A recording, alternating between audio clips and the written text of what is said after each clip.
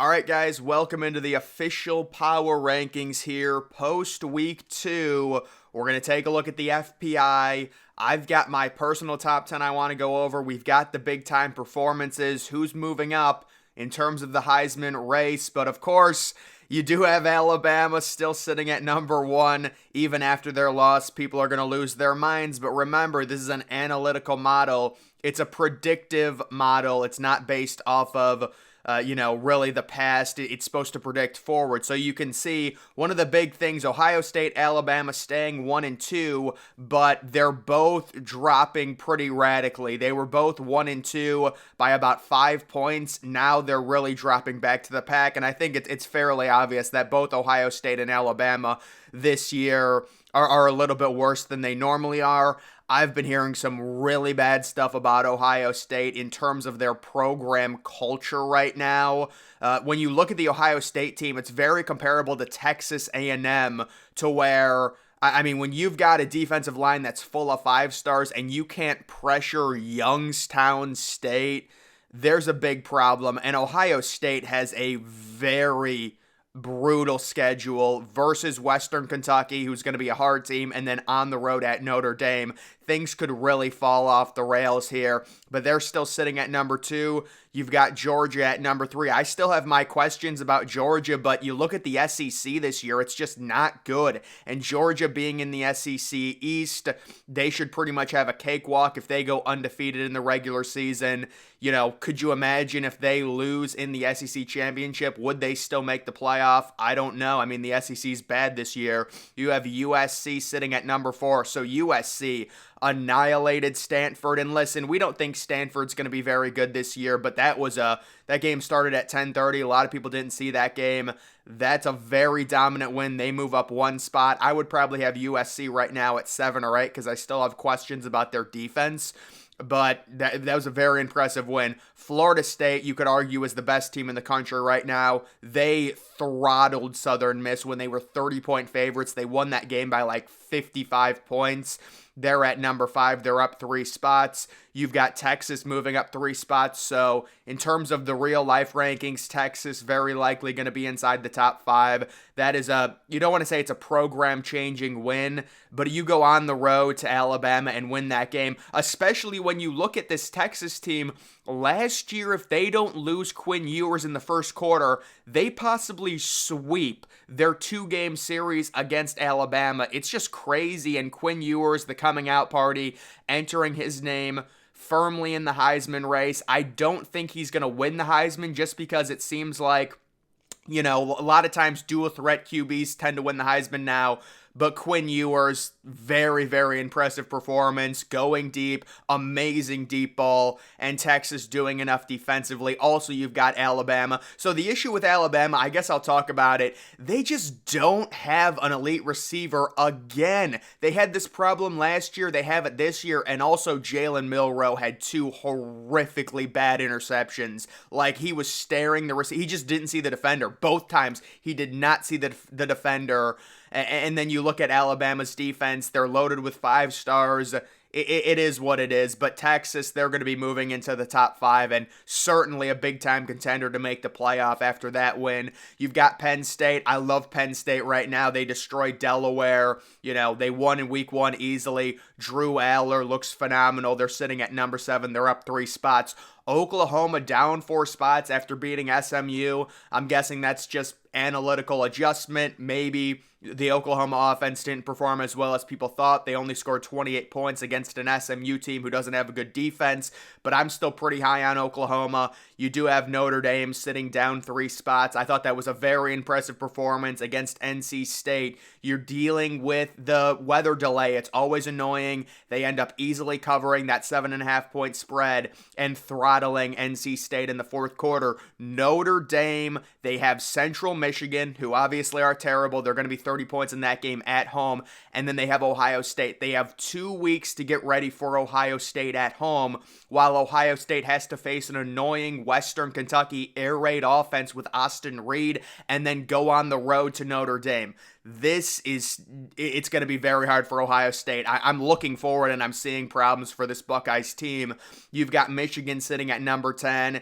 Seems like Michigan's being very vanilla. Remember, I personally, you can say, well, Michigan's 0-2 against the spread. It just, they don't have Harbaugh, and it definitely shows, in my opinion, because it just seems like they're trying to get out of these games with wins. They were up 35-0. They played 4 QBs. They end up allowing a late touchdown to UNLV. I'm not praising this Michigan team, but I'm just saying the context is it does seem like without their head coach, they're just trying to get through these games at this point completely unscathed, completely healthy for when they get Harbaugh back. They're sitting at number 10 in terms of the FPI because they're not winning games, to the margin that you would expect a top 5 or 6 team to win them. You have Oregon sitting at number 11, so they come back and they beat Texas Tech. Look, it's a good win. The issue with Oregon is their defense, and also the Pac-12 is really good this year, so they're going to have problems, being undefeated or even just having one loss in that conference. You have Ole Miss sitting at number 12. So Ole Miss, they're another SEC team I'm just not buying at all. I don't think Ole Miss is better than LSU, but I didn't even like LSU coming into this season. Ole Miss beats Tulane. The analytical model doesn't understand that Tulane's only good player, well, I won't say their only good player, but Michael Pratt, their quarterback, very important piece to the offense, especially with Tajay Spears off to the NFL. He did not play at all in this game. So that Ole Miss win is completely meaningless in my book when you're talking about a Tulane team that has 99% 3 stars or 2 stars on their roster. Their one great player doesn't play, and it's the quarterback. I'm sorry, that's just not a very good win. You've got LSU. They crushed Grambling. LSU coming off that loss to Florida State. Certainly, if you're an LSU fan, you are still in this. There's going to be a lot of LSU fans that end up arguing, even if LSU loses another regular season game, if they win the SEC, you will get a lot of these people arguing a two-loss LSU should be in the college football playoff. I don't think that's so. But, if one of your losses is to Florida State and Florida State goes undefeated, certainly that's going to count for them as a quality loss. You've got Washington sitting at number 14. A lot of us think Washington should be higher than this, but they just started really low on these analytical rankings. Miami trending upward at number 15. Tyler Van Dyke, combined with that defense and how talented they are, they did suffer a big injury late to one of their star safeties. But this is the Miami team that's trending up. They had so many expectations last year. They completely flopped. This year, they've been under the radar, and it's impressive. Tyler Van Dyke possibly back as a redemption arc. We'll have to see. You've got Utah at number 16. I just don't see it with Utah this year. Even if they get Cam Rising back, he's going to be completely rusty. They're in a very hard conference. I think they lose 3 or 4 games. They beat Baylor on the road, but Baylor was without their starting quarterback, and it was kind of a lower scoring game between two teams that looked like they just weren't very good, in my opinion. You have Oregon State sitting at number 17. Oregon State annihilating UC Davis when they were only 23-point favorites, and they won that game easily. DJ Uiagalelei looks phenomenal right now. It is so sad what's happening to Oregon State because they're going to have to drop down to a group of 5 conference after this great season. But it's also a thing where once they lose DJ, they're probably going to be a lot worse. But right now, they're riding the high. They're up to number 17, up 7 spots. And then you also have Syracuse, and this is kind of where the analytics get ridiculous. So Syracuse has beaten 2 terrible teams.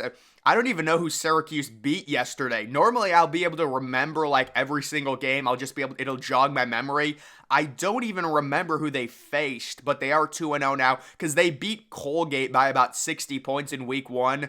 And then last week, I want to say they faced a MAC school. Or this week they faced a MAC school. Week 1, they faced Colgate, who's FCS. A&M down 2 spots, down to 19. Because they lost on the road to Miami, the analytics aren't going to kill them for it. Clemson down 2 spots. I'm getting sick and tired of all these people hating on Clemson. That is making me like Clemson. Clemson had a crazy game where they had 37 first downs and they only allowed 4 first downs. I know they faced an FCS team, but that is pretty cool. Kansas State sitting at 21. It's a good win against Troy, but I still don't trust Kansas State. I think they're going to lose 4 games. The Big 12 is going to cannibalize itself outside of Texas and Oklahoma. You've got Tennessee. Yeah, dude, Tennessee down 10 spots. And see, this is the issue when you perform badly against an FCS team. The analytics are just going to trounce you. They go from number 12 to number 22. Austin Peay, honestly, that game could have been even closer. They won 30-13, but they really, when you look at the yards disparity, it wasn't even close. I mean, you could say, well, Ohio State only scored 35 points against Youngstown State, but they outgained them by like 400 yards. The Tennessee yards disparity against Austin Peay, they outgained it by like 100. That's horrible. You also have UCF down 4 spots. They beat Boise State. That's a big win for UCF. And, you can say, well, Boise State's not very good this year. Going on the road to the Blue Field, that's a good win. Cincinnati looks really good right now with Emory Jones. They're possibly going to be ranked. We'll see if the AP poll respects them, but they're up 20-24 right now. They had a really dominant win over Pittsburgh when they were 7.5-point favorites. They controlled that entire game, and they end up winning 27-21. Auburn, they ended up beating Cal 14-10 in a really low-scoring game. I am not buying Auburn at all. North Carolina also down 5 spots. Not a good performance against Appalachian State. Appalachian State is not good this year. I've been saying North Carolina, they're not very good, and I think they end up losing 4 games. You've got Louisville up 16 spots. So Louisville played on Thursday night, and they beat Murray State 56-0, and they're up 16 spots. Mississippi State, what a disappointing performance from Mississippi State. I thought they were going to blow out Arizona. They barely won by a touchdown. You've got Florida. They crushed McNeese, so they're up to number 29. UCLA, very solid win against San Diego State. Chip Kelly, once again, proving he's an elite quarterback coach. And then we're going to kind of just roll through these and look at some of the teams. So you can see Wisconsin.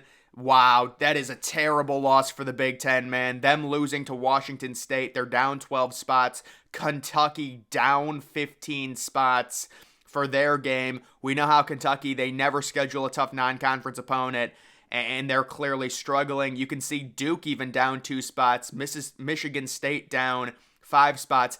SMU up 6 spots for losing by 17 points to Oklahoma, probably because of game control there, if I had to guess. And then just taking a look at some more teams, you can see Rutgers almost inside of the top 50. They beat Temple. Also, you have Marshall up 10 spots there. You've got Colorado at number 58 now. They did have a very impressive win against Nebraska because Nebraska seems to keep it close against everyone. And then, guys, I'm just going to take a look at a few schedules. So first with Texas, looking at this schedule, they're 2-0. They got the big win over Alabama. This is a golden opportunity for Texas. You've got Wyoming at home. That's basically a free win. I know people say Wyoming beat Texas Tech, but now, facing Wyoming at home, how about the Longhorn Network? I thought that didn't even exist anymore, but that should be a win. At Baylor should be a win. Versus Kansas is easy. You've got the neutral site rivalry with Oklahoma. That's going to be a huge game. At Houston. Houston football is terrible this year. They get BYU and Kansas State at home. Both of those are easy. At TCU. TCU's not very good this year. At Iowa State. We saw Iowa State. They can't even beat Iowa. And then they get Texas Tech. This is a huge opportunity for Texas. Very manageable Big 12 schedule. We'll see what they do. And then taking a look at Alabama. So what does Alabama need to do? Well, you've got the South Florida game. They're probably going to stick with Jalen Milroe. He's a gamer, but, he did throw 2 really bad interceptions, so we'll see. I do like the way the schedule sets up for Alabama because they still do have a ridiculous amount of talent. Ole Miss at home is such a good game because I do not think Ole Miss should be ranked as high as they are. If Alabama beats them, that's going to prop them up significantly because Ole Miss is ranked right now. At Mississippi State is winnable. At A&M is winnable. But obviously Kyle Field is a very tough place to play. You get Arkansas at home. You get Tennessee at home, who just had a really big struggle. And Tennessee might be starting a true freshman quarterback by that point with Nico Lamanleva possibly coming into the fray. We'll see. They get LSU at home. LSU is beatable. At Kentucky, that's an easy game. Chattanooga, and then at Auburn. It's not all lost for Alabama football. It really isn't, because of the roster talent that they have, because of the depth on defense that they have. They do need Jalen Milroe to grow, but it still goes back to the fact that they do not have an elite number one receiver, and it's crazy we're at this point where they still don't have one. And then this would just be my kind of overall big picture outline here, taking into account preseason, taking into account how these teams are playing early in the season, and kind of like my pure rankings after week 2, just the top 10. If you guys want me to do the top 25, I can do that next week, but this is just it's a combination. It's like 50-50. I'm using the preseason, I'm using roster talent, but I'm also taking into account a lot of what has happened on the field.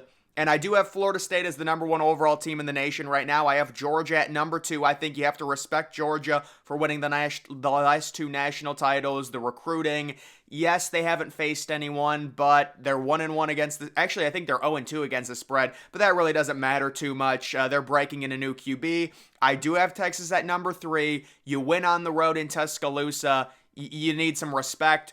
Now, you could say I'm a little bit too high on Washington at number 4. The win they had against Boise State, the offensive firepower, Michael Penix Jr. leading the FBS in passing yards last year, and he's followed that up this year. Back-to-back 400-yard passing games. They crushed Tulsa. They crushed Boise State. Maybe you could say they should be a little bit lower, but I've got them at number 4. I think Penn State's been very impressive this year. They're peaking right now as a program. They've got the 5-star quarterback. They're always solid on defense. We'll see. Michigan sitting at number 6. That's a fine position to be in, but they are 0-2 against the spread right now. I do think they've been very vanilla. You've got Notre Dame. Okay, now this is where, I'll be honest, I was a little bit lazy. I should have put USC at number 7, Notre Dame at number 8, but I like what Notre Dame has done. That's a good win against NC State. The adversity with the weather delay, USC. You could argue USC should even be like number 5 or number 6. I'm just concerned about the defense. Oregon at number 9. It's an impressive win against Texas Tech on the road, although there was some things where it looked like Texas Tech, they were winning late in the second half. I think Oregon is going to get cannibalized by a tough Pac-12, but we'll see. And then Ohio State, they do have a ridiculous amount of roster talent. They are still 2-0, but quite frankly, they're hanging on by a thread right now in my current pure rankings, my top 10. So guys, that is going to do it for this video. Make sure you follow me on X. Link to that's always in the description.